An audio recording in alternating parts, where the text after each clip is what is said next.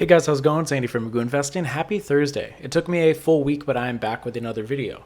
In my last video, I talked about how I was going to be stepping back from this channel and only talking about concepts and changes to my portfolio that I actually really cared about. And the idea was that instead of trying to push out as much content as possible to try to, rapidly grow, I'm just going to post the videos that I want to talk about. So I can try to go under the kind of format that one of my favorite YouTubers, Kenny Beecham, who is a basketball YouTuber, he'll just go and talk on his side channel about how he feels about, just how basketball is going, whatever news stories are happening. So today's video, I'm going to be talking about the changes that I've made to my overall stock portfolio, because if you watch my portfolio video from the beginning of April, I talked about some problems that I've been noticing with my allocation of funds, mainly that when I looked at my portfolio, the largest position that I had was Southwest Airlines, and that didn't really align with the way that I wanted my portfolio to look. So one of the ways that you can change your allocation of funds is by selling, and since I am trading in a retirement account mainly, I don't really feel the need to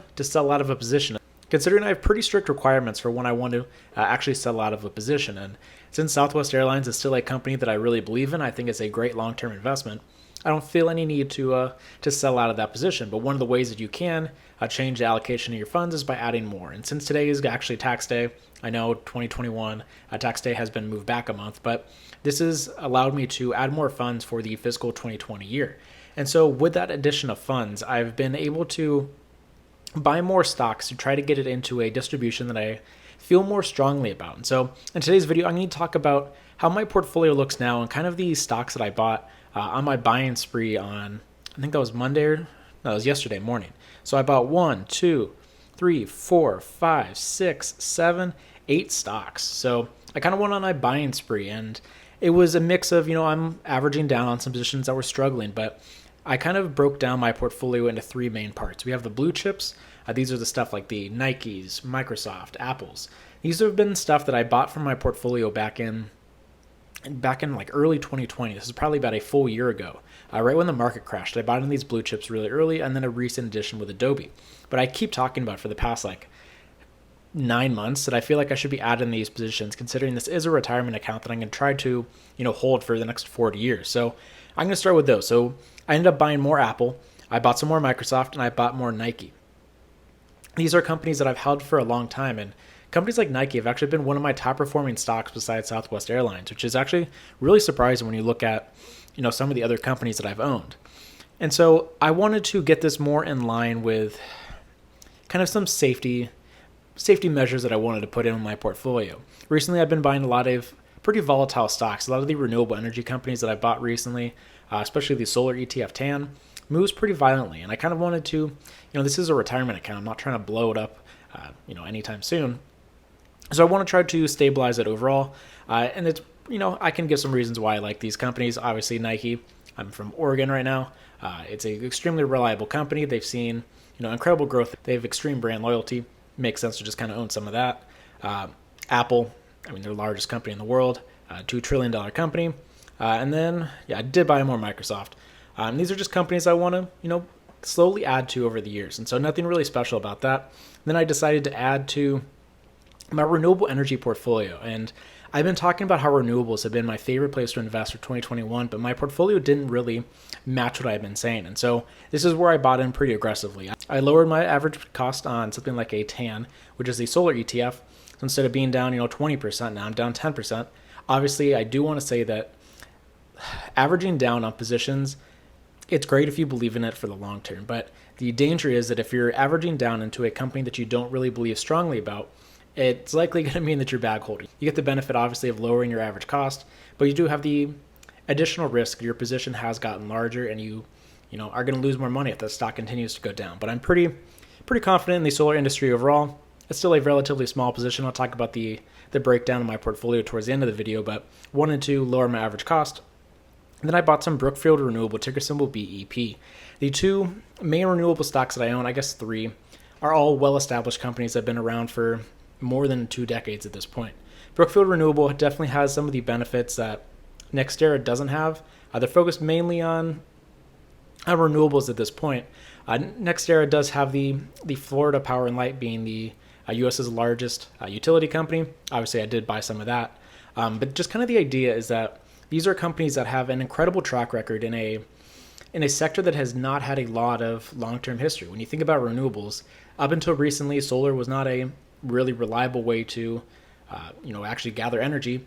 Now you get some of the solar stuff. I just mentioned that the hydroelectric, that's where a lot of Brookfield Renewables power comes from.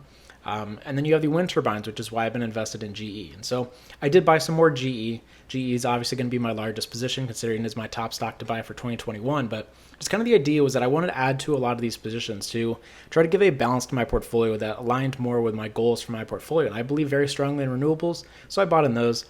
Brookfield and NextEra, I think, are pretty close to the original price that I bought in, so my average price doesn't shift by that much. GE, I think I only bought a couple extra shares, nothing really to write home about. And then I decided to add to one of my growth stocks. And so when I talked about my 3 different types of stocks that I own the blue chips, I own the renewable energy stocks, and then I have my growth stocks. The idea is that these are the smallest part of my portfolio by far, but it does give me a lot of upside potential if the companies run and grow at the kind of rate that I expect them to. And Peloton has definitely been very volatile since I've bought in, but at this point I am up around 10%. And I'm very happy with my entry, so I wanted to add to this position. It's definitely pretty small compared to the rest of the positions that I have in my portfolio, but the idea is that growth is great. I just don't want it to be a major component of my portfolio, which is why it's a relatively small position.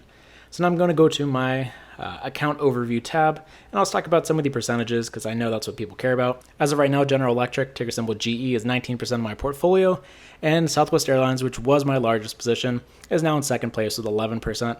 NextEra has moved up to 10%. Then you have Nike at 7%. This is a position that I really like. It was a kind of surprise when I bought in. When I thought about Nike and the problems that they were going to have during the pandemic, did not expect them to do as well as they actually did, and so I decided to reward the company with being my 4th largest position. Then you have Brookfield Renewable at 6%, then you have Apple at 6%, Microsoft at 5%, Peloton at 4%, and those are my largest positions. I have a couple more, but they're relatively small. I still do own a couple shares of Zynga, but basically the idea is that this restructuring of my portfolio based off of the additional funds makes it so that it's more in line with what I feel with the overall market. It's been very interesting watching the market from the side and not having to talk about it every day because things have not been as volatile as maybe I would have expected. We had some interesting stuff with Dogecoin taking off this morning. You had Coinbase going public, which I talked about a couple weeks ago. But besides that, I mean, I'll look up what the VIX is right now.